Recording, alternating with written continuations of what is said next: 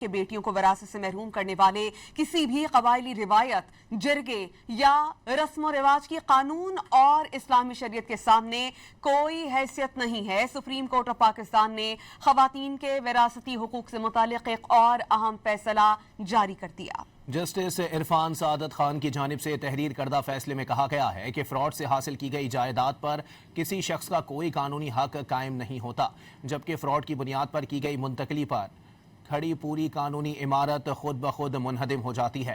Supreme court نے observation دی کہ revenue record میں انتقال ملکیت حتمی ثبوت نہیں ہوتا، اصل ورثہ کے حقوق کو جعلی اندراجات کے ذریعے ختم نہیں کیا جا سکتا۔ سپریم کورٹ نے اپنے فیصلے میں دو ٹوک الفاظ میں کہا کہ خواتین کو وراثت سے محروم کرنا نہ صرف اسلامی شریعت بلکہ ملکی قانون کی بھی صریحاً خلاف ورزی ہے۔ کوئی جرگہ یا قبائلی روایت قرآن و سنت کے خلاف کسی وارث کا حق ختم نہیں کر سکتی۔ وراثتی زمین کی تقسیم صرف اسلامی قانون وراثت کے مطابق ہی ہوگی۔ عدالت نے زور دیا کہ کوئی جرگہ، رسم یا روایت قانون اور شریعت سے بالاتر نہیں، جبکہ خواتین کے وراثتی حقوق پر کسی قسم کا سمجھوتا ہرگز قبول نہیں کیا جا سکتا۔